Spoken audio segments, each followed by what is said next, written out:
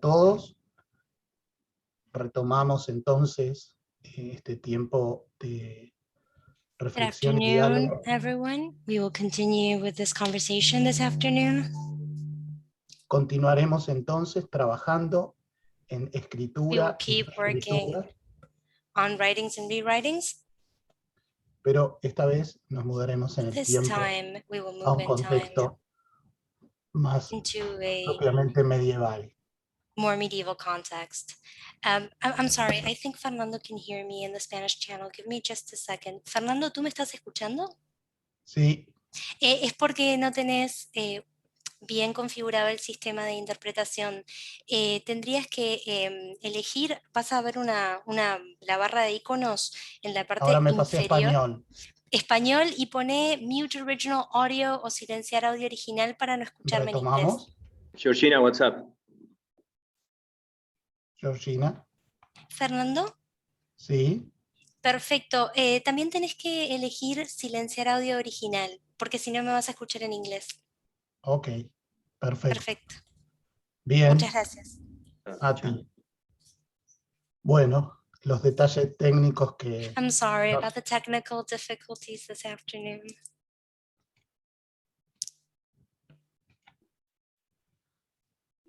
como les decía, entonces continuamos con la As I was reflexión telling you, we de will la tarde. continue reflecting this afternoon. Sigo teniendo el mismo problema que escucho I la still traducción have en the same inglés. problem. I can hear the translator.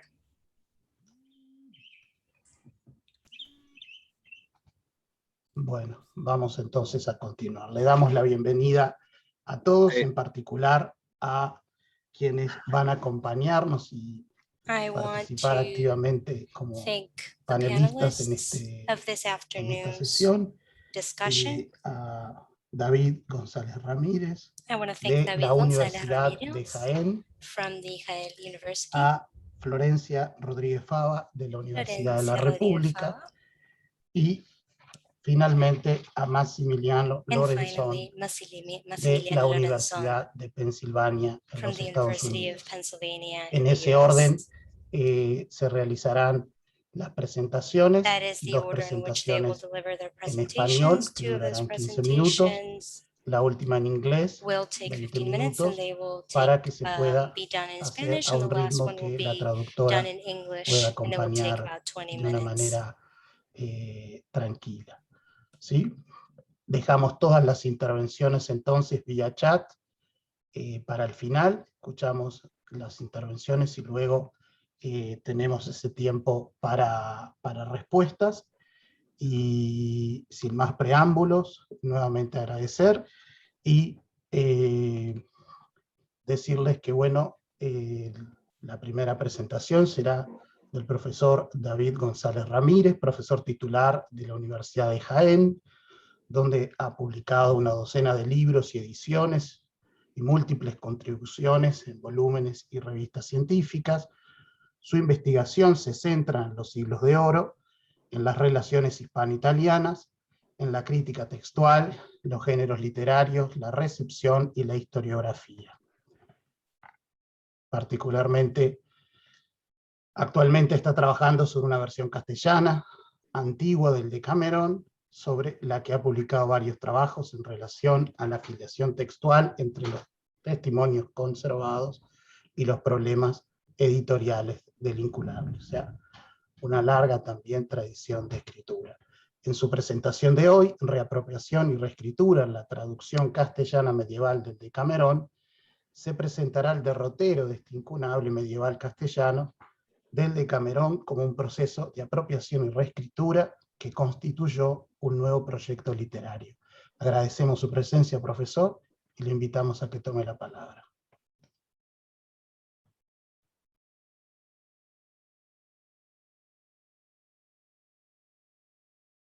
Muchísimas gracias, Fernando. Voy a compartir pantalla y espero que se vea perfectamente. Se ve perfecto. Se ve bien, ¿no? Voy a ir a la primera lámina, que lo tenía avanzado. Muy bien. Muchísimas gracias, Fernando, por la presentación. También gracias a los miembros de la organización. fin, por aventurarse, ¿no?, en estos tiempos a celebrar un congreso verdaderamente internacional, con diferentes idiomas, con diferentes países en juego, bueno, y con una temática tan sugerente. Yo también voy a ajustarme a esa línea de la reescritura, pero me voy a situar en el contexto de producción del Decameron, en la Edad Media, y voy a tratar sobre un caso de reescritura muy particular, que contiene sus particularidades, por lo cual pongo el cronómetro para ajustarme al tiempo lo máximo posible. Es imprescindible que parta de la escritura original del Decameron. Conocemos, lo voy a hacer, toda la introducción la voy a hacer muy someramente para llegar rápidamente a la parte que quiero abordar. Conocemos un testimonio apógrafo de él, ya se habló ayer, copiado por Caponi, que fue el primero que se difundió. Y después tenemos el autógrafo berlinés de mano de Boccaccio, ligeramente posterior, que circuló menos por Europa que el testimonio apógrafo. De los códices manuscritos que tenemos conservados del Decameron, bueno, me interesan esos 60 de los siglos XIV y XV, porque de alguno de esas copias, de esos códices, tuvieron que partir algunas de las traducciones, de las primeras traducciones a lenguas europeas. La primera que tenemos datada es la francesa, de 1414. Conocemos su traductor y sabemos además que el testimonio conservado es original. La segunda confesación exacta es la catalana, de 1429. No sabemos quién es su traductor y lo que se nos ha conservado ha sido una copia, no el original, pero una copia muy próxima, sin demasiados errores, del original. Y tenemos después el texto del que yo voy a hablar, la traducción de la que yo voy a hablar, que es la traducción castellana. No conocemos su año, el año en el que se realizó. Tampoco sabemos quién fue su traductor, si fueron varios. Y lo único que, de lo que podemos partir es de que tenemos dos copias muy demediadas, sobre todo una de ellas, como vamos a ver a continuación, de esta traducción. Pero la traducción original, y esto es importante que lo tengamos en consideración, no se conserva. Entro sin mayores preámbulos, he tardado un minuto, entro en el tema de Marras, en la transmisión textual del Decameron en España. Tenemos, lo he dicho ya, dos testimonios conservados. Uno es manuscrito y el otro es un impreso, un incunable. El manuscrito se conserva en la Biblioteca del Escorial, presenta varias manos y únicamente contiene 50 cuentos, un total de 60 capítulos, porque la introducción se divide en 10 capítulos. Hay varias ediciones modernas de este testimonio. La última, la más reciente, modernizada, la de Gita Valvasori, la pueden encontrar en línea. Y lo más sugerente que presenta este testimonio es el orden aleatorio de sus cuentos. Lo he proyectado en un cuadro para que sinópticamente se pueda ver, bueno, cuál es ese testimonio, cuál es ese Decameron, si podemos llamarlo así, que tenemos en el Escorial. Fíjense, le dejo un segundo y paso inmediatamente al testimonio en el que me voy a centrar ahora, que es el incunable. Lo tenemos aquí. Y es importante partir de una premisa. Me voy a referir a partir de ahora fundamentalmente a este impreso, a un impreso que se publica en 1496, en un contexto donde se está difundiendo a Boccaccio, de las mujeres ilustres, la Fiammetta, etc. Y tenemos un ejemplo de un texto literario como producto de un proceso. Y esa idea quiero que quede suficientemente clara. Tenemos un impreso que es el resultado último digamos, de toda una serie de intervenciones, de copistas y de editores o incluso impresores. Es importante recordar que los impresores medievales asumían también funciones editoriales. En las imprentas medievales se arreglaban esos manuscritos que llegaban con lagunas, con defectos, etc. Y hay estudios probados sobre esta idea. Entonces, realmente desconocemos quién introdujo todas las innovaciones a las que me voy a referir a continuación. Pero es importante, y dado que no sabemos, desde el propio traductor, copistas o impresor, no sabemos quién lo hizo, quién pudo hacerlo, es importante que nos refiramos a la rama que deriva en el incunable más que propiamente a un único agente. Entro de lleno ya a ver algunas de esas particularidades a las que me he referido. Fíjense en el orden aleatorio que contienen los cuentos en este nuevo organigrama. Les dejo también unos segundos. La primera jornada está íntegra, pero con los cuentos desorganizados. La segunda le pasa prácticamente lo mismo, pero se cuela un cuento de la tercera jornada. Y a partir de la tercera jornada ya empieza a haber más desorganización. Cuentos que son de la jornada quinta, pero después uno de la tercera, de la séptima, etc. Fíjense también en otro detalle. Las primeras jornadas comienzan con los primeros cuentos de alguna jornada. 1, 1, 1, 1. Pasa lo mismo si nos vamos al final. Parece que ha habido una desorganización, es evidente, pero parece que ha habido, digo, un intento de reorganizar el texto según su versión primigenia. Avanzo. La voz del autor no figura en este testimonio. Eso no quiere decir que no figura ni el proemio, ni el preámbulo de la cuarta jornada, ni la conclusión. Pero eso no quiere decir que no estuviese traducida. Se ha podido perder en la transmisión textual. Los cuentos se llaman novelas en este testimonio, aparecen numerados del 1 al 100. Y esto es importante porque cambia de alguna forma la ideología del texto.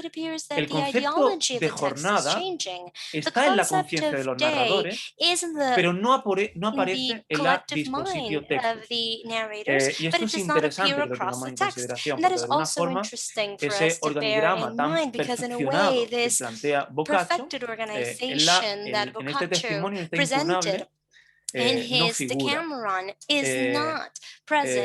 Sin embargo, yo he dicho antes que la conciencia de los narradores sí está. La consideración de cada jornada.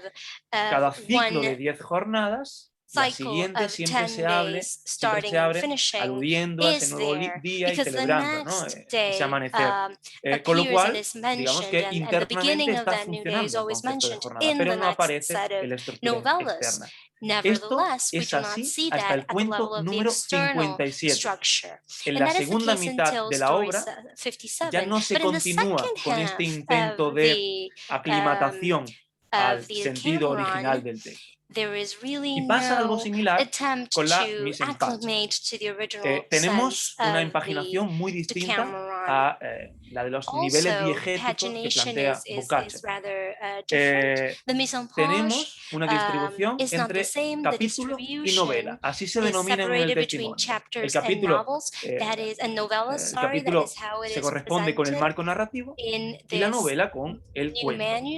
Y así lo vamos a encontrar siempre en esta distribución, este binomio, siempre hasta el cuento 62, otra vez en la segunda mitad de la obra. A partir de ahí ya solo encontramos novelas, pero hay restos de introducciones de marcos narrativos al inicio de la novela, justo después de la rúbrica. Y esos restos a los que me acabo de referir desaparecen definitivamente a partir del cuento 79.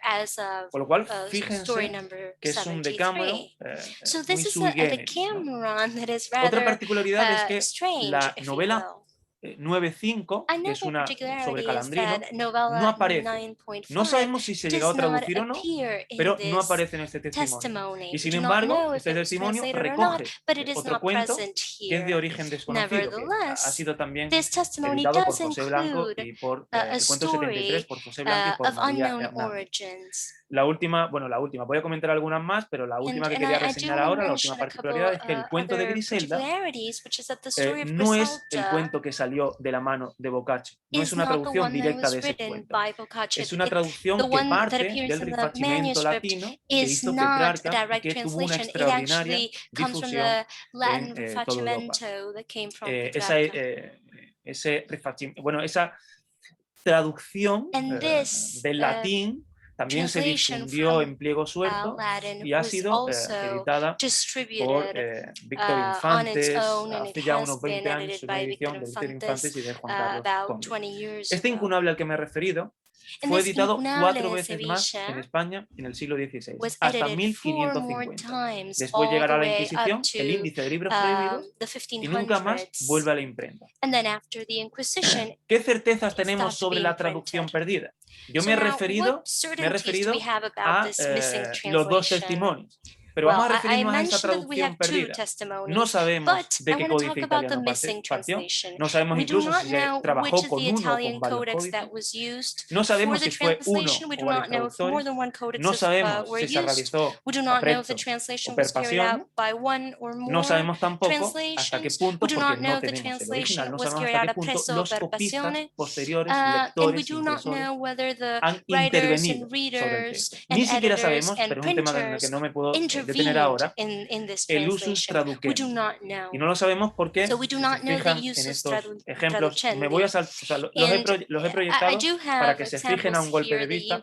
Voy a dejar a la organización este PowerPoint, de hecho lo tienen ya, y si algún asistente tiene interés en conocer con más detalle, en leer los ejemplos, lo tiene a su disposición y lo pongo a disposición también de cualquier interesado.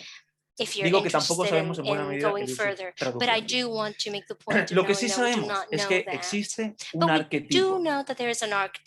Lo sabemos porque encontramos a través de la colación de los 2 testimonios y de su confrontación con el texto original, encontramos errores conjuntivos. Aquí, por ejemplo, hay una clarísima vulgarización. Patti se traduce como patio en los 2 testimonios, y también hay errores separativos. Hay un arquetipo, un antecedente común. Y ahora llego para dedicarle estos últimos 4 o 5 minutos a el tema que quería abordar, que encaja mejor con la línea del Congreso. En la línea de la reapropiación y de la reescritura que se plantea en el título de este congreso, tendríamos que hablar, sin duda, de qué ocurre con el sistema de rubricación de los testimonios castellanos. Porque experimentan las rúbricas de cada uno de los testimonios, experimentan una profunda adaptación, una profunda reescritura. Se rehacen por completo. Ahí he puesto claramente un ejemplo para que vean cómo en las 2 ramas, en la del manuscrito y en la del incunable, se generan cambios independientemente. Cambios que alteran por completo el arte narrativo de Boccaccio. No hace falta que me refiera a ese intento de Boccaccio en las rúbricas, digamos, de conceptualizar una especie de arte narrativo nuevo, ¿no? Donde se secuencializa todos los pasos que se van siguiendo la novela y se hace como una especie de microrelato moderno.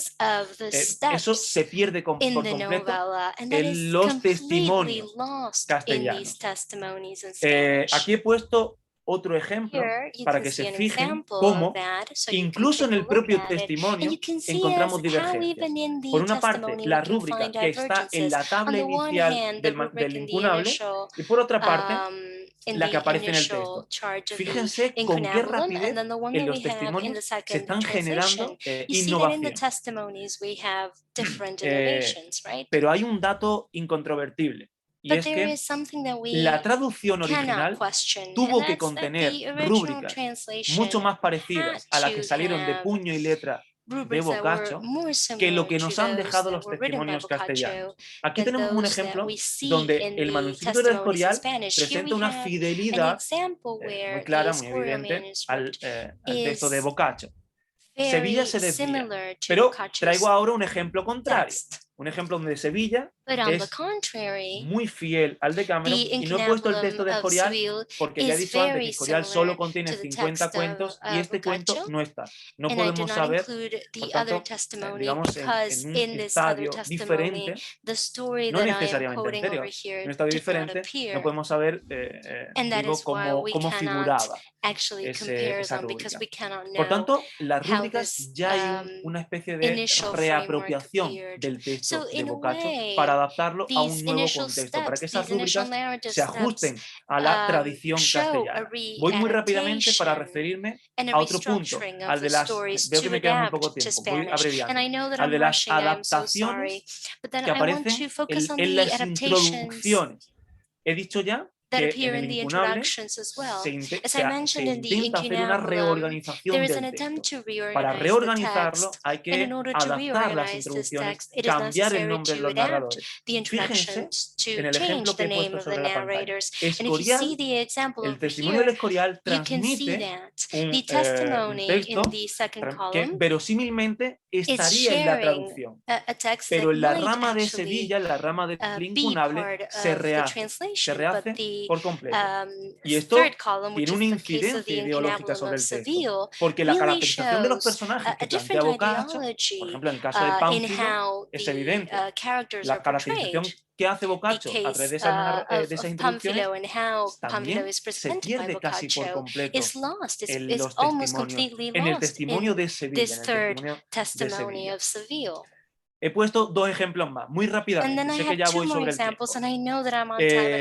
Fíjense, hay un ejemplo de un cuento en el que el final no se conservó.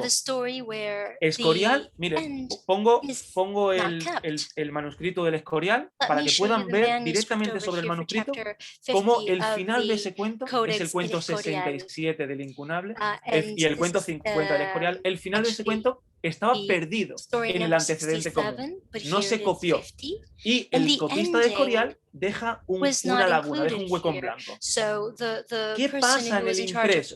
En el impreso alguien decidió incorporar un final apócrifo, un final para ese cuento. Pudo ser en la imprenta. En la imprenta se querían ofrecer productos acabados, productos lo más redondeados posible, pudo ser, pero también pudo ser en algún estadio de copia anterior. Ahí no he señalado todo el final, solo he recogido la primera parte, el final es mucho más largo. Y me voy al último de los ejemplos, que es quizá uno de los más interesantes, y termino. El último de los ejemplos, bueno, uno de los hallazgos más interesantes que ha deparado el cotejo entre los testimonios es el de la reescritura de un total de 8 cuentos que aparecen en el testimonio de Sevilla. Hubo alguien que leyó esos cuentos que en el Escorial, en el manuscrito, están transmitidos verosímilmente como aparecerían en la traducción, y hubo alguien que decidió, en esa cadena de transmisión textual, que decidió reescribir esos cuentos. 8 cuentos completamente reescritos. Normalmente hay ampliaciones. No he puesto un ejemplo de una ampliación. Encontramos también alguna abreviación, pero normalmente tienden a amplificar el cuento de la traducción. Pero en muchas ocasiones lo que encontramos realmente es una reescritura estilística en la que no varía el contenido del texto ni, digamos, la dimensión ética y estética del texto. En fin, en estos 4 o 5 minutos he condensado esos 4 ejemplos que quería poner muy rápidamente y termino simplemente con unas ideas muy rápidas.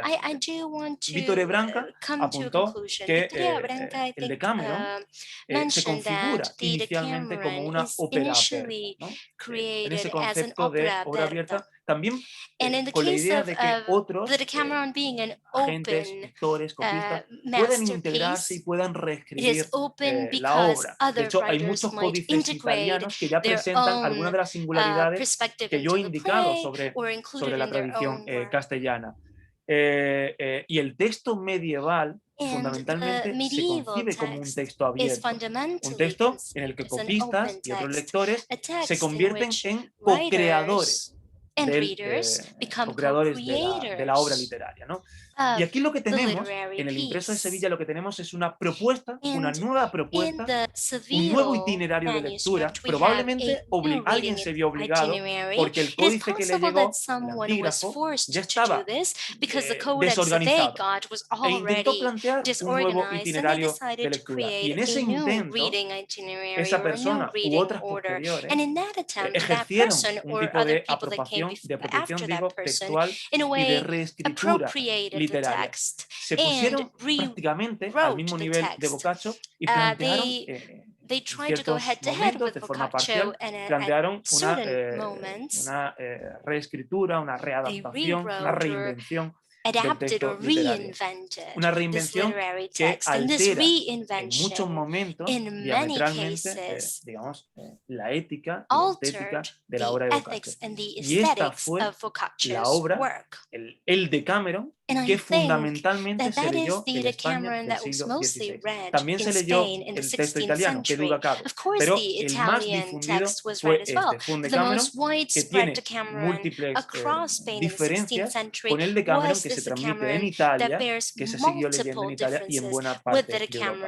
Todo lo que he dicho aquí muy rápidamente lo pueden encontrar en una serie de artículos que he publicado últimamente, y no robo más tiempo y pido disculpas por el pequeño exceso. Muchísimas gracias.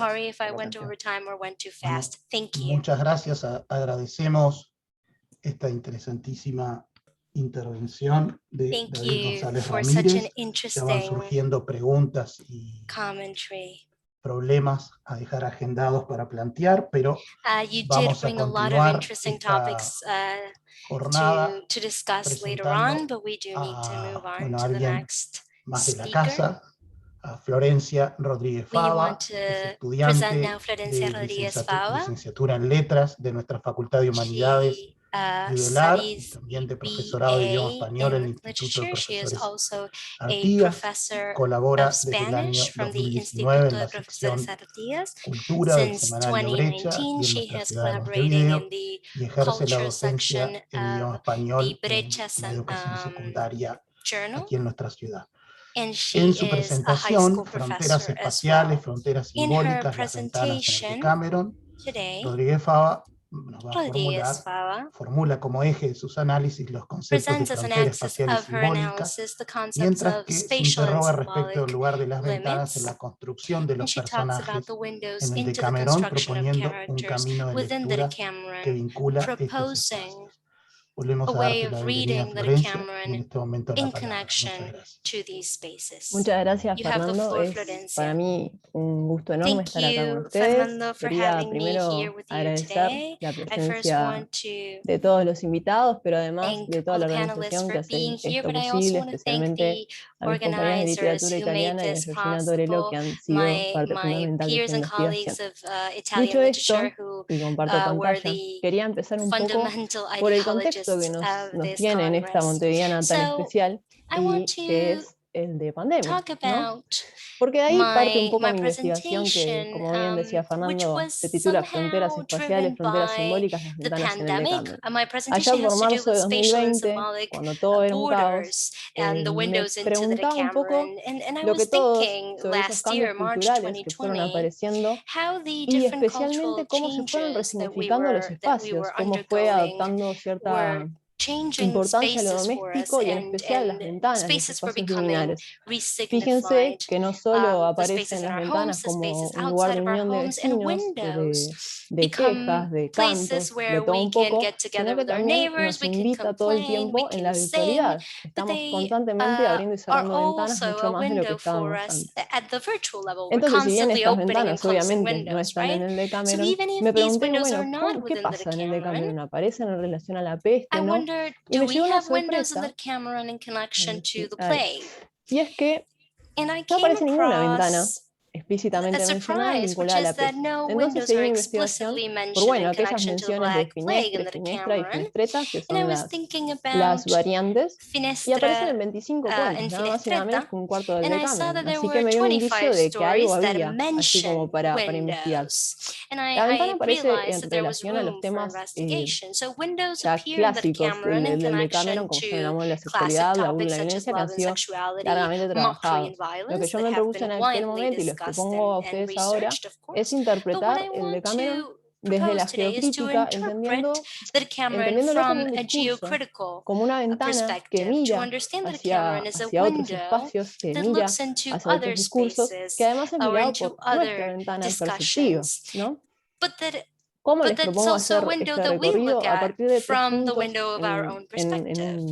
en un trayecto que los aborde. El primero refiere al poder, y quería empezar citando una frase de Henri Lefebvre, que es un teórico del espacio fundamental del siglo XX, y que dice que el espacio del orden oculta el orden del espacio, y que creo que condensa muy bien la idea del espacio como el lugar en donde se juegan las relaciones sociales.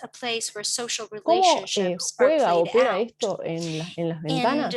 Bueno, eso tenemos que recurrir un poco a la historia, sobre todo en lo que tiene que ver con la percepción de las ventanas. Y podemos ver en múltiples escritos y múltiples obras artísticas cómo siempre opera como una frontera en lo cual no hay una certeza o hay algo que impide la integridad. Hay algo en la ventana que él hace que no sea ni exterior ni interior, ni público ni privado, ni masculino ni femenino, y se empiezan a jugar ciertas desestabilizaciones en el espacio. Cuando Boccaccio apoyó la pluma y nos dejó esta maravillosa obra, ya había una tradición escrita al respecto que implicaba no solo ficción, sino también manuales que estaban muy de moda, por decirlo de alguna manera bastante coloquial. Estaban por allí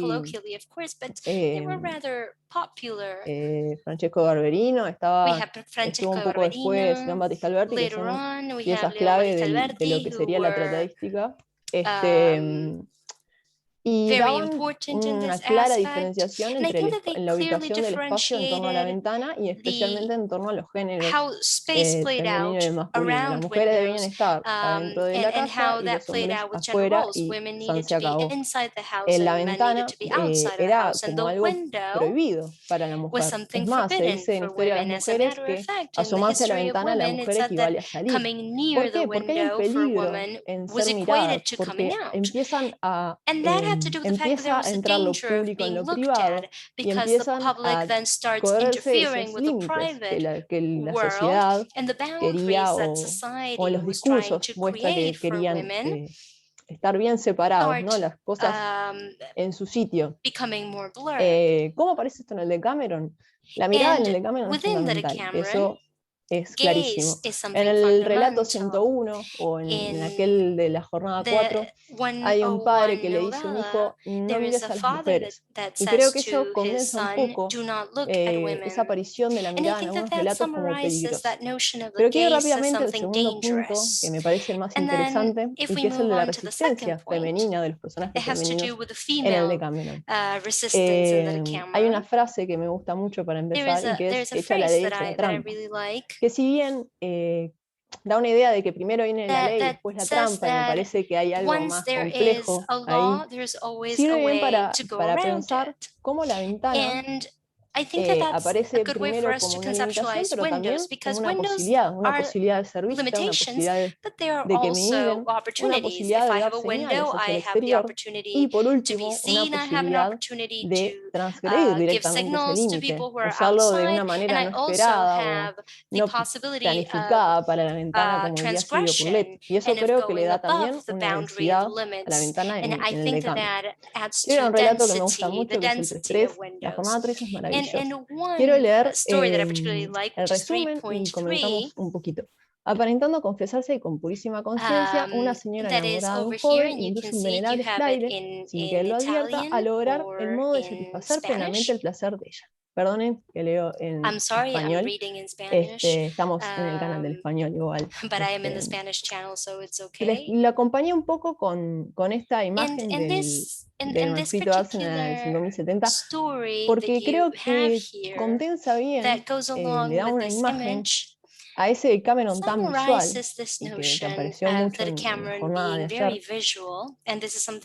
Y en este texto en particular, representa bien que la mujer siempre se mantiene, la mujer que es sin nombre además, no aparece en el exterior, aparece siempre ocupando los espacios que los discursos esperan de la mujer, que esperaban, mejor dicho, es el interior de la casa y el interior del confesionario, por decirlo de alguna manera. Entonces, la mujer, dentro de los espacios permitidos juega un rol importante porque empieza con la palabra a mover de ciertas maneras las fichas en el exterior. Le da falsas confesiones o falsas quejas al fraile para luego mover la ficha del amado o el amante. ¿Cómo aparece la ventana? Primero aparece como medio visual de encuentro para luego completar la materialidad del cuento y del encuentro a través del pasaje del exterior al interior. Quería ir a un fragmento en el cual la mujer se queja, establece su queja falsa y refiere al último momento en que se encuentra. Leo. Entró en el jardín y se subió por un árbol a la ventana de mi alcoba, que está sobre el jardín, y ya había abierto la ventana e iba a entrar en la alcoba, cuando despertándome de repente me levanté y habría empezado a gritar, de no ser porque él, que aún no estaba adentro, me pidió merced por Dios y por vos, diciéndome quién era.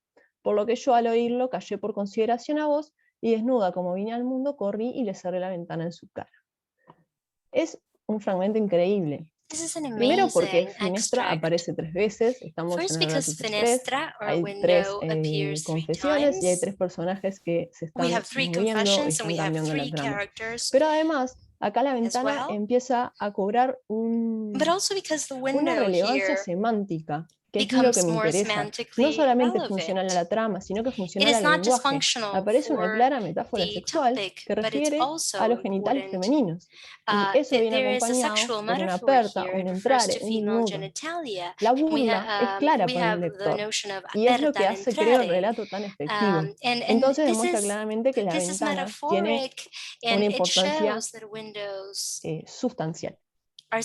Y vamos al tercer punto para cerrar, que tiene que ver con la vigilancia, con cómo las mujeres del Decameron se apropian, digamos, de los mecanismos de control masculino, sobre todo de aquellos esposos celosos que las encierran y las controlan constantemente.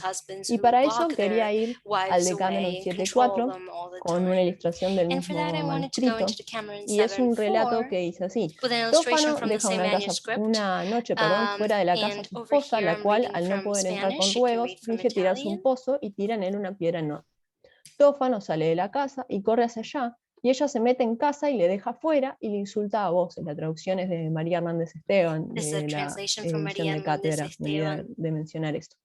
En este relato, y otra vez la imagen viene a dar algunas pistas de interpretación. El movimiento es fundamental. Por eso acá en esta imagen podríamos interpretar que hay un eje vertical que divide 2 momentos. El primero es en el cual Tófano está constantemente, o en este momento, como otros tantos, controlando a su esposa. Se da cuenta que su esposa sale y ejerce la vigilancia. La esposa viene y, como no lo puede convencer con la palabra, a diferencia del relato anterior, emplea una señal no verbal, que es la de tirar la piedra. Y entonces ahí las posiciones se invierten. Hay algo interesantísimo en esta representación, y es que la ventana aparece en una posición alta, como en un segundo piso. Y eso no aparece mencionado en el relato, pero sí hay representaciones de Florencia en ese entonces que muestran edificaciones de 2 o 3 pisos que dan la idea de altura, y una altura que claramente es además intelectual. La mujer demostró inteligencia y generó un cambio, además. No solo vuelve a lo esperable, que es ella en el interior y el exterior, sino que además entra en juego un personaje que es fundamental en el Decameron y que es el vecindario. Y con eso vuelvo un poco al principio y termino. Hay un rol clave del contacto a través de la ventana con el vecindario, que vuelve de cierta manera a restablecer el orden que ya quería un poco volver. Y bueno, con esto termino. Espero haber estado bien de tiempo y espero haber sido clara y llevarlos un poco a la idea de que en nuestros intereses podemos también encontrar nuevos elementos de una obra tan vasta y rica como el Decameron. Muchas gracias. Muchas gracias, Florencia. Excelente presentación y tiempo. Las 2 cosas muy bien valoradas. Seguimos acumulando preguntas, pero recordamos que el mecanismo será realizarlas particularmente a partir del chat y luego terminada esta última de las presentaciones que primero, como en todos los casos, procederemos a presentar a participante, Massimiliano Lorenzon. Es estudiante de segundo año de doctorado en la Universidad de Pensilvania. Tiene su bachillerato en historia y también en historia del medioevo a la edad contemporánea, y también un bachillerato en letras en la Universidad Ca' Foscari de Venecia. Y también tiene un máster en estudios italianos de la Universidad del Estado de la Florida en los Estados Unidos. Cuenta con varias publicaciones referidas a sus áreas de interés. Vale la pena destacar su interés por lo biográfico. Presenta trabajos sobre Isidoro de Kiev, sobre el rey Totila, rey de los ostrogodos, y también estudios que comparan el trabajo autobiográfico de Lorenzo da Ponte. Está trabajando, como decíamos, en la Universidad de Pensilvania, enfocado en el Trecento y en el Renacimiento, y su investigación incluye a Dante, al Trecento, como he dicho, historia, literatura y filosofía del Renacimiento, el Barroco y escritura de mujeres. En el trabajo de hoy, La muerte negra, de 1348, el Decameron como posible fuente de dos crónicas florentinas del Trecento, nos ofrece un análisis comparado de las fuentes de Boccaccio para describir la peste y sus conexiones, como decíamos, con dos crónicas florentinas que serán analizadas. Muchas gracias, Massimiliano, por tu presencia, y te damos la palabra. Thank you, Fernando. Muchas gracias, Fernando. Muchas gracias. Voy a compartir ahora con ustedes mi pantalla. So first of all, I would like to thank the organizers of the conference for accepting my paper and all of you for being here today. So my presentation is called The Black Death of 1348, the Decameron as a possible source for two Florentine chronicles of the Trecento. In both the literary and not literary texts of the Trecento, the phenomenon of the Black Plague was considered an apocalyptic event. Among these texts, the description of the plague that Boccaccio makes in the Decameron is probably the most famous. A massive number of works has been written on the sources used by Boccaccio to describe the two most relevant texts about this topic are those of Vittore Branca and Gabriele Zanella. Branca affirms that for the description of the plague, Boccaccio used as his source the Historia Langobardorum by Paolo Diacono. Zanella rebuts this theory, claiming that there is a specific literature for the plague of 1348. According to Zanella, Boccaccio used the same structure, episodes and words of contemporary Italian chronicles which dealt with the plague.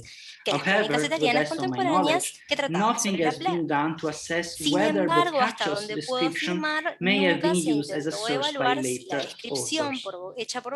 My paper is a comparison between the description of the plague in the Decameron and that presented in two later Florentine chronicles of the 13th century, the Chronicle of Matteo Villani and that of Marchionne di Cocco Stefani.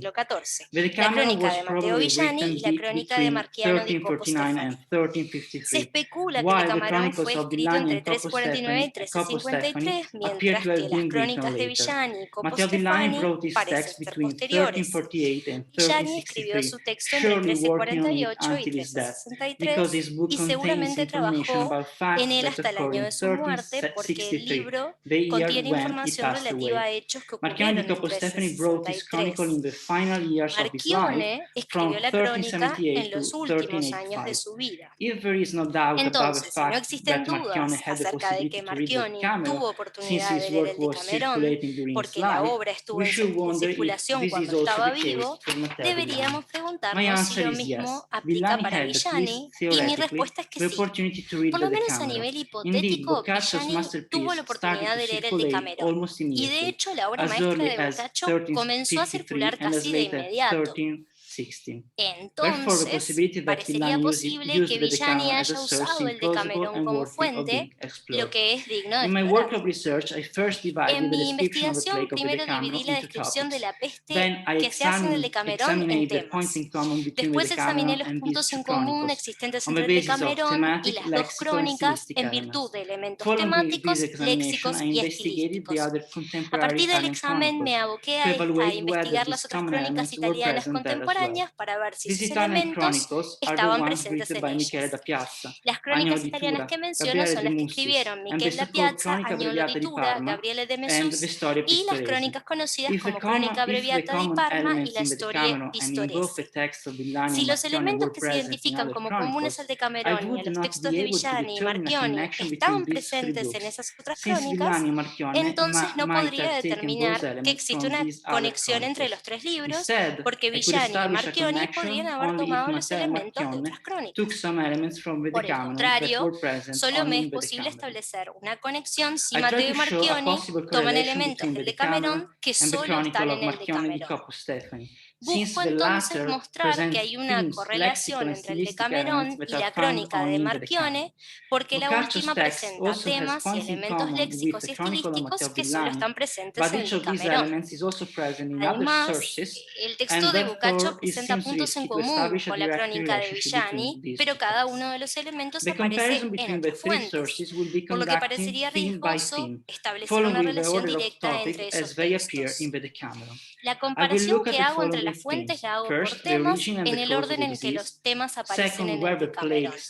Primero, el origen y la causa de la enfermedad. Segundo, dónde comenzó la peste. Tercero, cómo se manifiesta clínicamente. Cuarto, los médicos. Quinto, los criados y su conducta. Sexto, los animales y la peste. Séptimo, las oraciones que se utilizan por los tres autores para describir un fenómeno común que sucedió durante la plaga. Ahora voy a hablar primero del origen y la causa de la enfermedad. Todas las crónicas italianas de la época están de acuerdo en que la peste llegó por justicia divina, ávida de castigar a los pecadores. Michele de Piazza y Gabriele de Mesús comparten la idea. Sin embargo, la mano de Dios no parecería ser el único catalizador de la peste, porque también parece deberse a la conjunción de los astros. Por ejemplo, Boccaccio no está seguro de cuál fue la causa real de la peste, pero para él, la peste se desencadenó o por eventos astrológicos o por la ira de Dios. Villani atribuye más responsabilidad a la justicia divina y Marchionni no discute las causas de la peste. Y como dije previamente, las ideas de castigo divino y de los astros aparecen en otros textos, por lo que no podría aducir que Villani usó el texto de Boccaccio como fuente. El segundo tema busca responder a de dónde vino la peste. Las fuentes italianas comparten la postura de que la peste comenzó en el este, igual que lo indican Boccaccio y Villani. Y una vez más, Marchionni no trata el tema. Pero como la información aparece en otras crónicas, no es posible afirmar que Villani toma la información del Decamerón. Quizás la obtuvo de testimonios orales o de otros textos escritos. Y ahora pasamos a las manifestaciones clínicas de la peste. Las crónicas italianas no tratan el aspecto de forma muy específica, pero el tema sí está presente en el Decamerón y en los textos de Villani y Marchionni, que no usan la misma terminología que usa Boccaccio. Sin embargo, el léxico que usan es popular y era utilizado por los habitantes de Florencia. Por lo tanto, Villani y Marchionni podrían haber tomado los testimonios orales o de sus propias experiencias. Boccaccio habla sobre el cuerpo de los enfermos y dice que en la ingle y bajo las axilas crecían hinchazones, grandes como manzanas o huevos, que las personas llamaban bugas. En su comienzo salíanse a las hembras y a los varones unas hinchazones en las ingles o bajo las axilas, que a veces alcanzaban hasta el tamaño de una manzana y otras de un huevo, y algunas más y algunas menos, que vulgarmente se denominaban bugas. Villani va a usar una terminología muy parecida, parecida. Habla de ingles inflamadas y dice que muchos enfermos aparecían hinchazones, como dice aquí. A la mayoría se le inflamaban las ingles y muchos tenían hinchazones bajo los dedos de las manos derecha o izquierda o en otras partes del cuerpo. Tanto así que generalmente alguna parte singular del cuerpo infectado daba cuenta de la pestilencia. Marchioni también hace lo suyo y dice: la señal era esta, que bien entre el muslo y la ingle, o bien bajo el dedo, aparece una protuberancia y enseguida viene la fiebre. Y también dice Marchioni que las hinchazones se llaman gabocciole, como la llama Boccaccio. Y Boccaccio escribe que en el este las personas tenían hemorragias nasales, síntoma que anunciaba que la muerte era ineludible. Pero, según Boccaccio, los enfermos en Florencia no tenían esa síntoma. Villani habla también de sangre y dice que a lo largo del mundo los enfermos la escupían. Y Marchioni hace lo mismo, diciendo que también la escupían. Y como podemos ver, la descripción de Villani y Marchioni del síntoma no es la misma que la de Boccaccio. Ahora, ¿cómo se comportaron los médicos durante la peste negra? Bueno, Boccaccio escribe que ni los médicos ni la medicina ayudaban y que había una gran cantidad enorme de personas que decían ser médicos. Y dice en el Decamerón: para curar tal enfermedad no parecían servir el consejo de los médicos ni el mérito de medicina alguna, ya porque la naturaleza del mal no lo consentía, o bien a causa de la ignorancia de los médicos, cuyo número, aparte del de los hombres de ciencia, habíase hecho grandísimo entre hombres y mujeres carentes de todo conocimiento de medicina. Villani dice que a lo largo del mundo los médicos no tenían respuesta ni cura para la enfermedad. Hacían cantidades exorbitantes de dinero, pero se equivocaban en sus tácticas. Y dice: los médicos de todas partes del mundo no tenían respuesta ni cura, ni por la filosofía natural, ni la física, ni por arte de la astrología. Para ganar dinero visitaban a los pacientes y al dar las respuestas que de venida su muerte demostraban que el arte era sucio y no cierto, muchos por conciencia devolvían el dinero que habían recibido indebidamente. Por otro lado, Marchioni escribe parecido a Boccaccio cuando dice que ni los médicos ni la medicina ayudaban, y dice: no había ni médico ni medicina, o esas enfermedades no se conocían todavía, o los médicos no las habían estudiado nunca. Como se demuestra entonces, Boccaccio y Villani dicen que muchas personas decían ser médicos y no lo eran.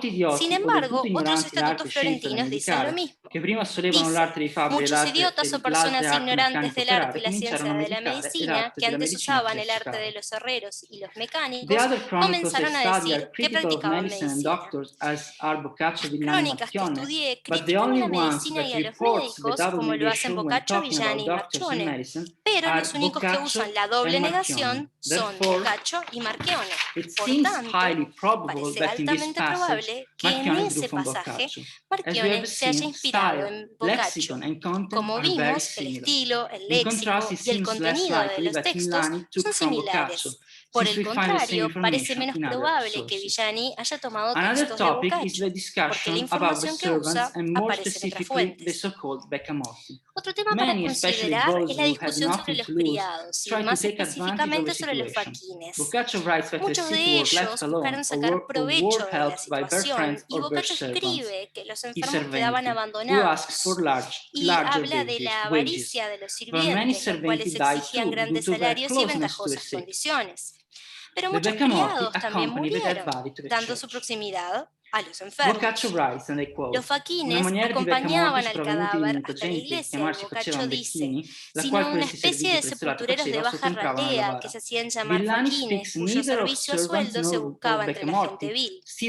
Villani no habla de criados ni de faquines, demostrando nuevamente su independencia del Decamerón, pero por el contrario, Marchioni usa la misma terminología que el Decamerón, utilizando el sustantivo faquines y el verbo presolare, o dar un servicio ilícito a sueldo, como si fuera un sicario.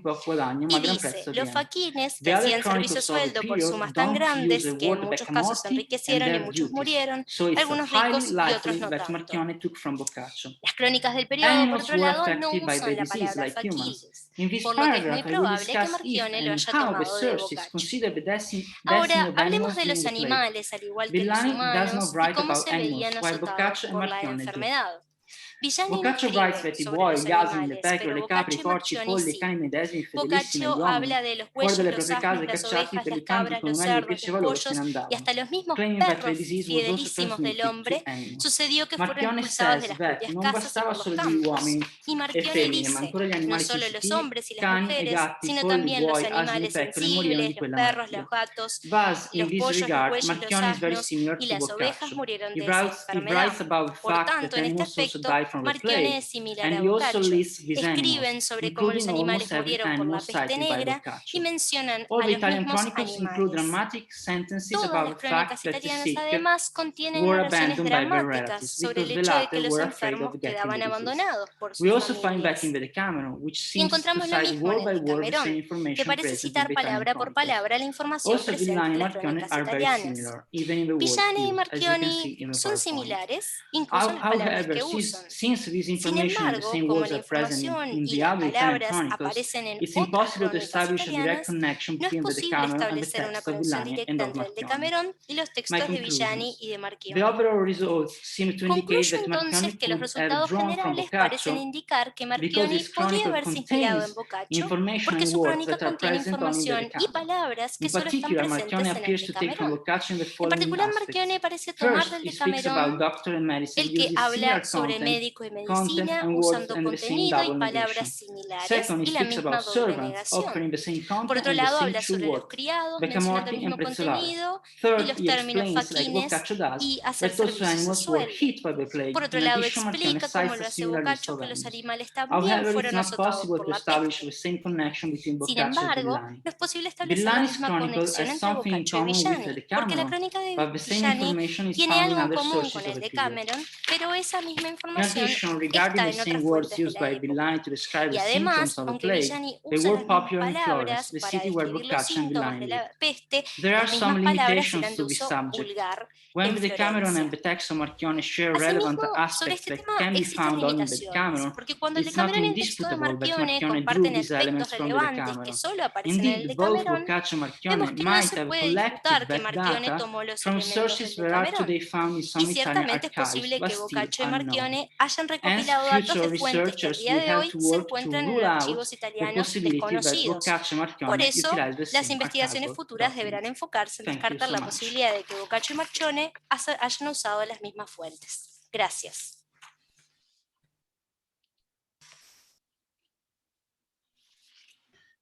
Muy bien, muchas gracias, Massimiliano. Thank you very much for that, Massimiliano. Concluyendo otra excelente presentación en este panel. Como hemos visto, tres aproximaciones, tanto la forma de lectura, tres perspectivas teóricas, el texto pertinentemente y una lógica filológica muy fuerte en alguno de ustedes. Mientras vamos abriendo la posibilidad de preguntas, quizás para ir ganando el tiempo, empiezo con algún comentario. David, me parece interesante si pudieras otra vuelta de tuerca, como decimos por aquí, a esta idea de obra abierta como una de las perspectivas que planteabas en esta suerte de apropiación y reescritura, y también planteado en el gusto hispánico, la necesidad de repatriación en el gusto hispánico. Hemos a veces leído este texto pensando, bueno, que la mentalidad mercantil está presente. Si el cambio en la necesidad de reescritura puede estar orientada en un modelo de sociedad diferente, como podía ser la peninsular en el momento, es una curiosidad hispanista mía, nada más. Y ya vamos recibiendo otras preguntas, pero pasamos la palabra a David y vamos respondiendo a medida que van llegando. Sí, abro audio. Muchas gracias, Fernando, por la pregunta que plantea. Que efectivamente tiene su intríngulis, ¿no? Esa cuestión. Yo creo que ese o esos lectores o gentes que intervienen en el texto entendieron muy bien digamos, la ideología que planteó Boccaccio en su obra, ¿no? Entendieron muy bien que el Decameron, a fin de cuentas, es un juego. Es el juego, se plantea el juego del novelare, ¿no? Y este, insisto, siempre lo digo en singular y en plural porque no lo sé, ¿no?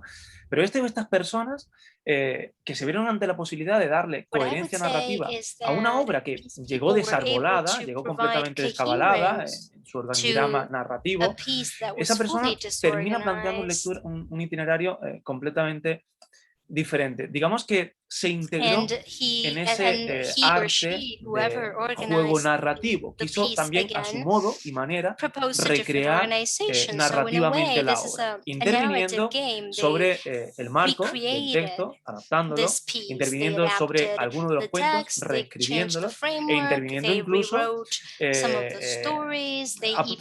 configurando el final de una obra. Entonces es muy interesante esa idea de que efectivamente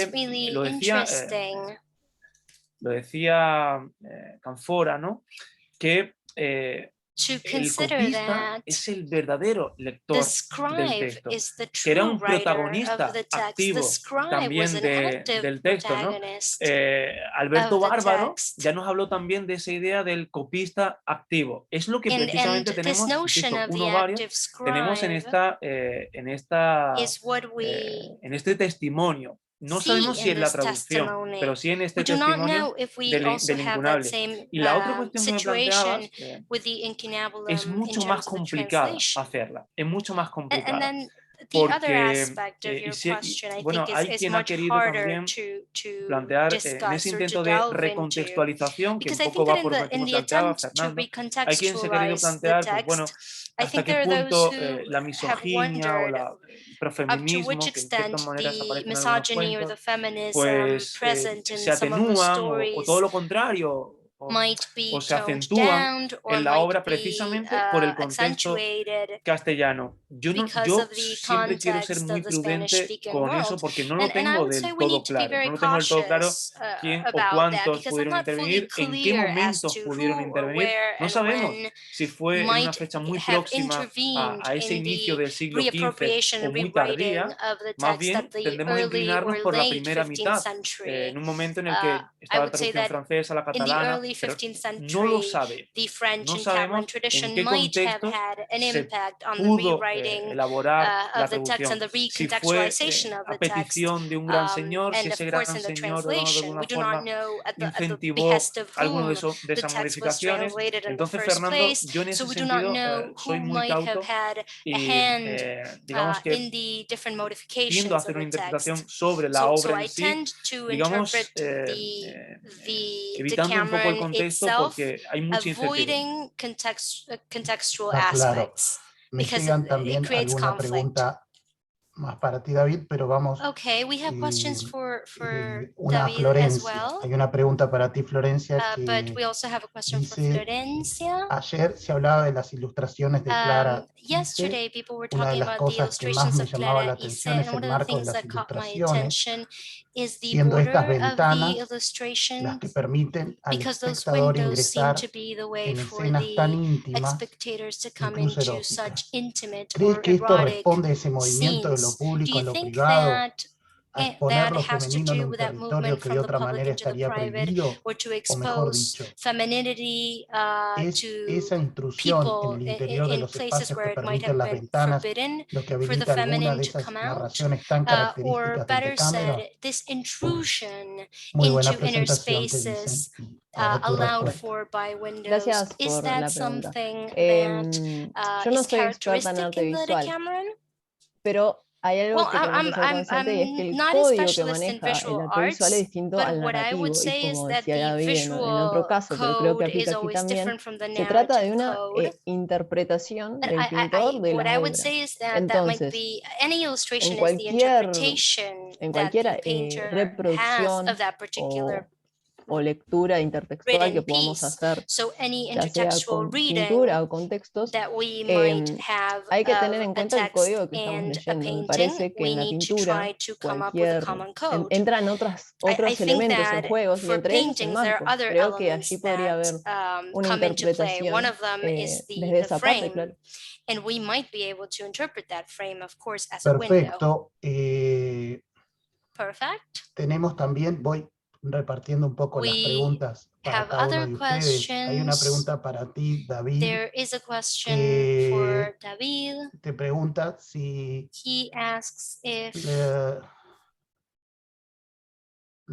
no sé si leerla en inglés o tú la puedes ver en inglés, David, o accedes a ella o no. Sí, ahí, Fernando, he visto una sobre la comedia, ¿no? ¿Sabes si en la versión castellana del siglo XIV-XV pasa algo parecido con otra de las comedias, ¿no? Hay una ahí. Más propio de las obras en prosa.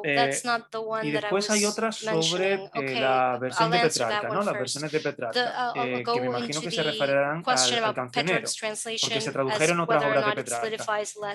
No sé, voy a intentar hacer una brevísima intervención por no irnos demasiado de tiempo sobre estas traducciones y a ver si doy por respondidas a las dos participantes.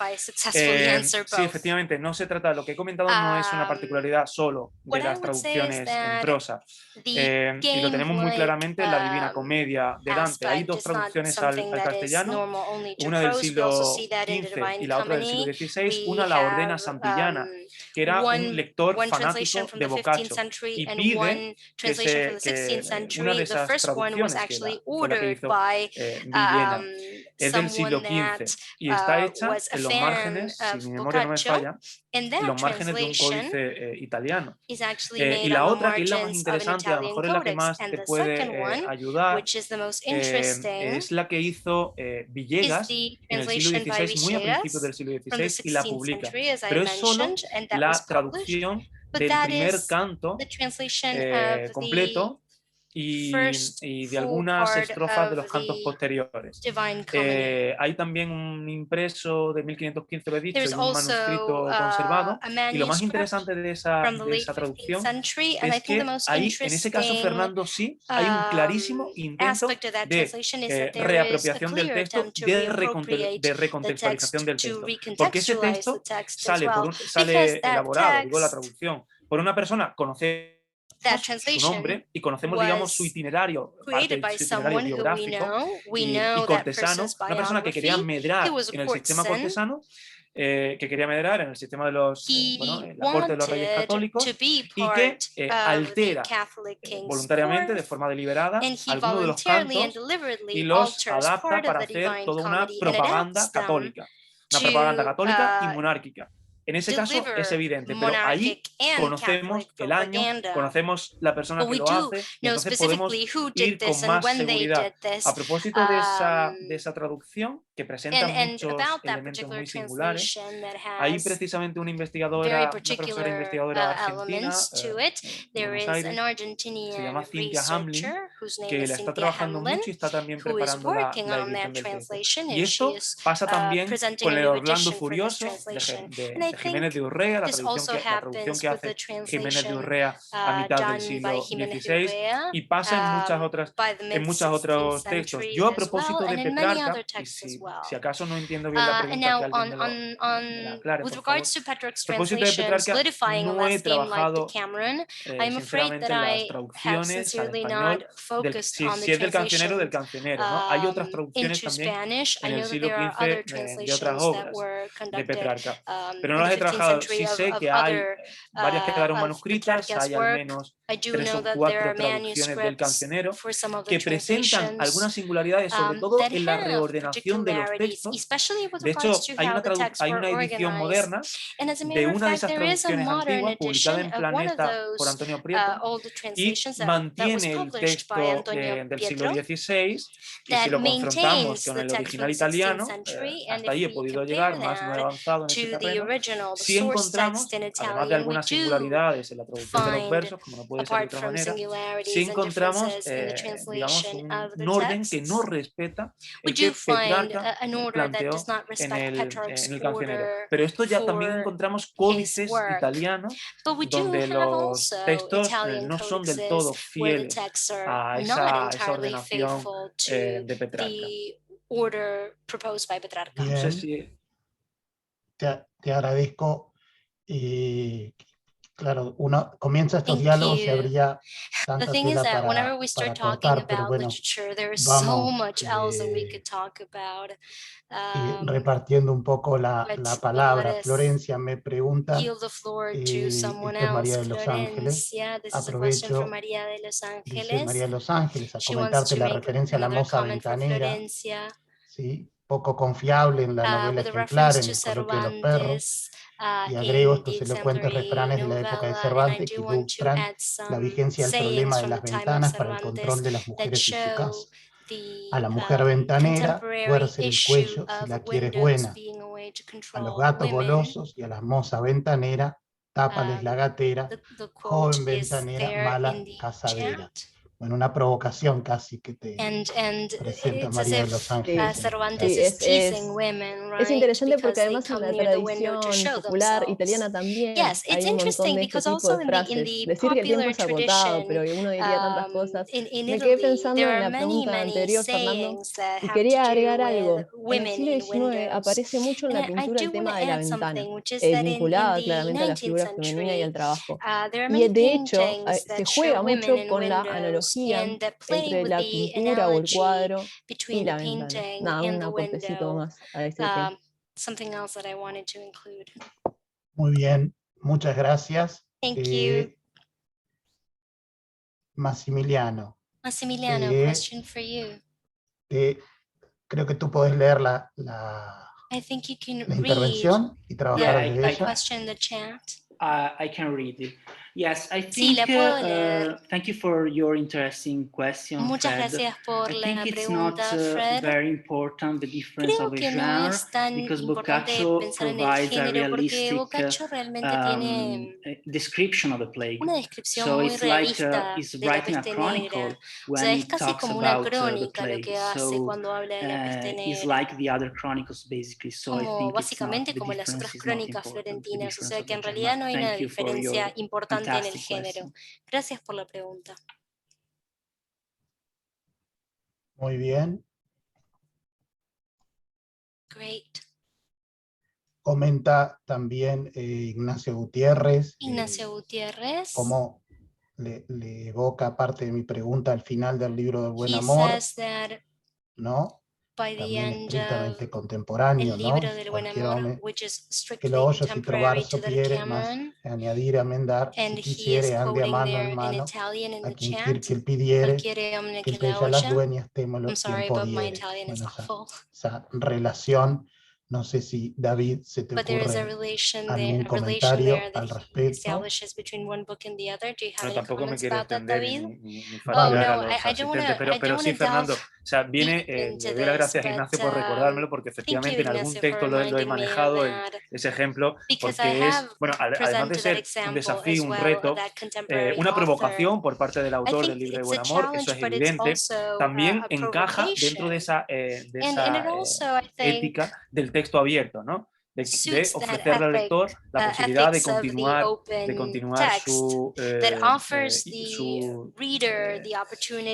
obra. Y además, en el libro de Buen Amor, Ignacio Gutiérrez también lo recordará bien, al inicio del libro de Buen Amor, se hace también cuando se alude a esa disputa entre griegos y romanos, precisamente le hace otra provocación al lector y le dice, si tu lector tienes una mejor que la de... No, perdón, esa es la de Don Pitas Payas. Pido disculpas.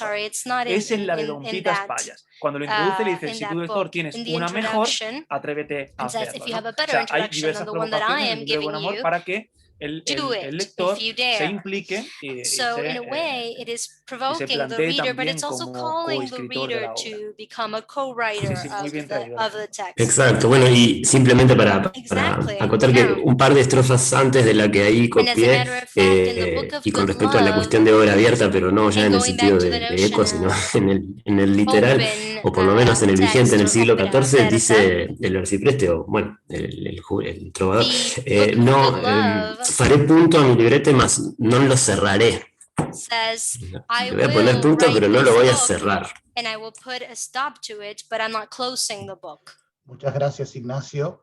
Thank you, también Ignacio, for saying Florencia that. te comenta And Federico Federico que le says, gustaría si pudieras extender lo que if you decías would al like final for sobre el you vecindario to como go back to what you were personaje saying about y the si sería neighborhood posible becoming a pensar la character, ventana hacia and el whether or not it would vecino be como possible to extensión think de la about plaza the window pública y that como looks espacio democrático. outside as an En un extension sentido, of the public square and en un as an cierto extension sentido of estoy pensando en la democracy. película de I'm Pasolini, thinking pero perhaps también en about the otros movie of ejemplos, también Pasolini, but trajo ecos also de las I'm reflexiones thinking de about Rama other sobre el balcón examples. francés y I'm el thinking patio about español, Rama's pero es reflections una about the parte, French bueno, balcony or me the decía que no Spanish era para leer. patio. Bueno, igual podemos hacer un breve comentario. Yes, I might make a comment about that. Es complicada la pregunta, porque That's primero a really habría que difficult definir question, I would democracia, say, habría because que first we need to releer todo define democracy, we need to lo que se ha read and escrito, reread y everything creo that que has es been un asunto written bastante complejo que no about podría estar democracy. This abordando is a ahora. very complex Sí, ya topic que that I don't think I could discuss Pasolini, right now, but es interesante since he mentions porque él hace un Pasolini, excelente uso I would de las say ventanas y de that los he espacios does make an amazing use of en windows and sentido of visual. spaces, De hecho, at hay least at the relatos visual en los cuales level. nunca se There are habla de actually ventanas y sin tales that embargo never aparecen. discuss Es decir, windows, ahí hay but they do appear algo que estaría in bueno the stories. trabajar, So I y think es cómo it se might be interesting for representan us to work en tantas in obras, terms no of solo how pictóricas, sino también audiovisuales, so el many tema de las ventanas. pieces Cuando of aparecen y no art, están en both el visual relato, and ahí se written, encienden las alarmas represent de, windows. bueno, When acá they are está not there pasando in the algo, ¿no? tale, then Bueno, gracias perhaps por an alarm el might be aporte. ringing and showing us that something is going on. Thank you for the contribution, Federico.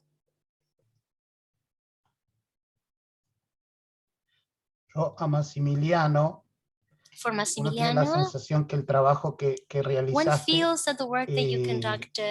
comparatista tiene otros horizontes, probablemente en el marco de tu proyecto de disertación. Entonces, como tenemos el tiempo, el poder como avanzar, porque bueno, deja ahí una serie de pistas que casi hispanizan, no estamos en el tema, pero bueno, quedan resonando cosas y me gustaría aprovechar el tiempo, porque creo que ahí hay más que no pudiste decir en los 20 minutos que tenías. Perhaps what it is that you wanted to say that you were unable to say in those 20 minutes. Sorry. Thank you for your question, Fernando. Muchas gracias por la pregunta, This is a very Fernando. important Yo creo que paper for me. Para mí este trabajo fue muy importante. Yo lo hice durante la pandemia. It's going to be very useful for my y va a ser PhD muy thesis útil para mi tesis because de in my doctorado. PhD thesis I will compare Porque voy a estar sources. trabajando en The una method comparación that I de used in fuentes this y el paper método que will usé be para escribir este very trabajo helpful for me justamente to continue my va a ser muy research. útil para poder seguir en la investigación que Making estoy comparison, haciendo. as you said at the En lo que beginning, tiene que I ver con wrote a cómo thesis hago una about a comparison comparación, o between sea, works yo escribí una of tesis Lorenzo da que Ponte, so it's something compara that I el was trabajo used de to, Lorenzo da Ponte, but es algo yeah, it's going to be a lo que super ya estaba useful for my PhD acostumbrado, así thesis. que eso va a ser muy, muy útil para mí, por lo menos el tipo de trabajo que hice. Perfecto, muy interesante y queremos mantener el contacto y seguirnos enterando. Una pregunta, pero nos siguen quedando unos minutos. Y si la organización no me contradice, ¿qué derroteros? Porque yo les decía, está planteado, ustedes se aproximaron a un texto tan canónico, no pareciera que está todo dicho en algún sentido, ¿no? En tu caso, David, bueno, encontraste de algún modo también la beta castellana, en todo un trabajo filológico que ya yo había leído a Valvasori, pero es decir, que de algún modo estaba planteado, ¿no? Florencia, desde un cierto marco teórico, hablabas recién, Massimiliano, de una metodología que estaba rindiendo en términos de poder seguir trabajando. ¿Por dónde sigue esto? Una pregunta general, pero tenemos unos poquitos minutos para cada uno, también para ir cerrando este panel, ¿no? Como la perspectiva, de algún modo, estoy preguntando, de este trabajo en el área, ¿no? With the Decameron and the work that you're doing. Empezamos por Massimiliano. Let's start with Massimiliano. Yes, I don't have a response for that. No tengo una respuesta para la pregunta, tendría que pensarla. I think it was useful for me to show Para mí fue útil poder mostrar una correlación posible entre Marchionne y Boccaccio, porque siempre pensamos en los usos de las fuentes de Boccaccio. Entonces para mí fue interesante hacer lo opuesto. Pude descubrir que Marchionne usa a Boccaccio, y para mí es una perspectiva muy interesante y que da lugar a muchísimas otras posibles investigaciones. Perfecto, muchas gracias. Seguimos con Florencia. Let's move to Florencia. Bueno, yo también estoy como Massimiliano, no tengo una respuesta concreta. Lo cierto es que me parece que también el contexto por el que estamos pasando ha colaborado mucho con una nueva perspectiva, ¿no? Cuando uno pasa por eventos históricos y tiene esa conciencia, vuelve a leer obras que ella leyó de otra manera. Y creo que va a seguir por ese camino, siguiendo la lectura de las fronteras como un espacio, no solo las ventanas, ¿no? Como un espacio más de lectura que de hecho me sorprendió no haberla visto, porque hay muchos relatos en las ventanas, como decía, son fundamentales. Creo que es interesante leer desde ese detalle de algo tan básico, y uno a veces se pregunta, bueno, ¿qué importa las ventanas? Bueno, en los relatos de Boccaccio son a veces fundamental. In Boccaccio's The Cameron, they matter. Perfecto, muchas gracias, David. Thank you for that, Fernando, Florencia. pues David? mi respuesta es contundente. Fernando, y lo voy a well, hacer I have a resounding answer el fin for es you, which hacer is plantear la that edición what I crítica del want texto. is to Porque hay dos ediciones present del a manuscrito del critical Escorial, edition of the ninguna text, because there are edición two del Incunable. El editions Incunable no se ha vuelto a of the reeditar nunca en España desde Incunabulum that 1550.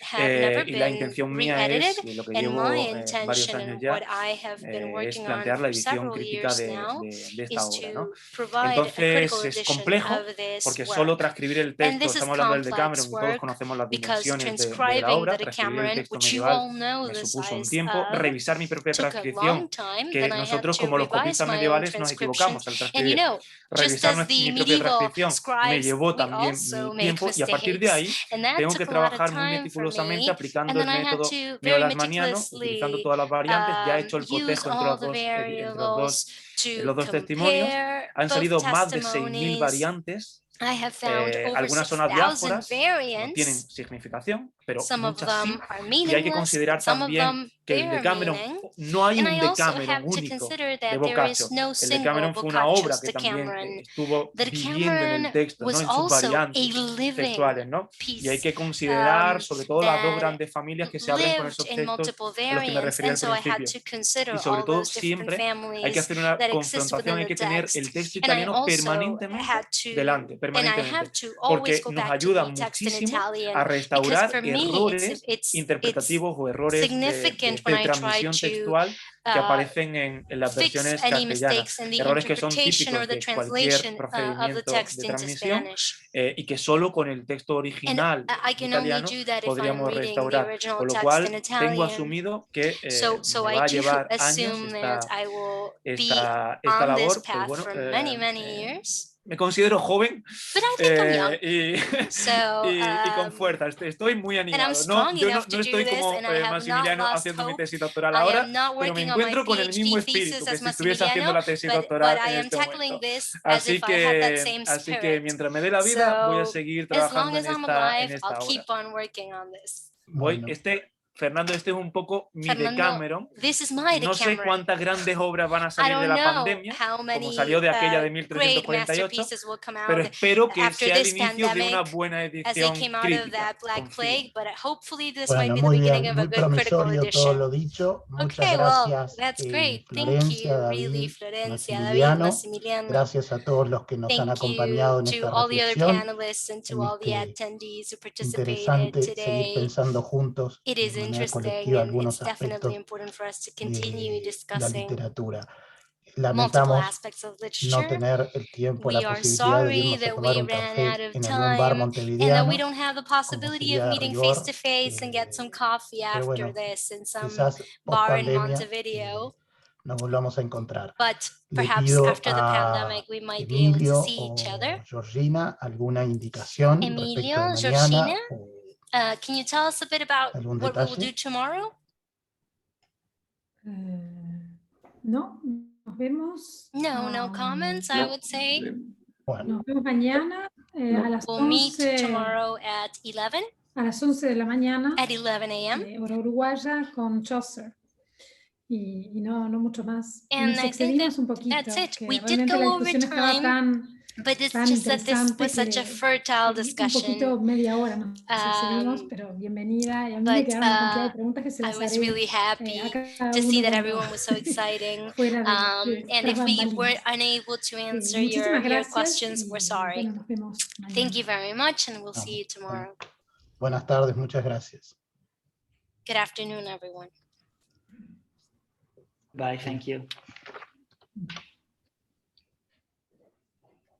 Chao, hasta mañana. Hasta mañana, que pase muy bien. Ana, gracias. Chao. Chao, Massimiliano, grazie.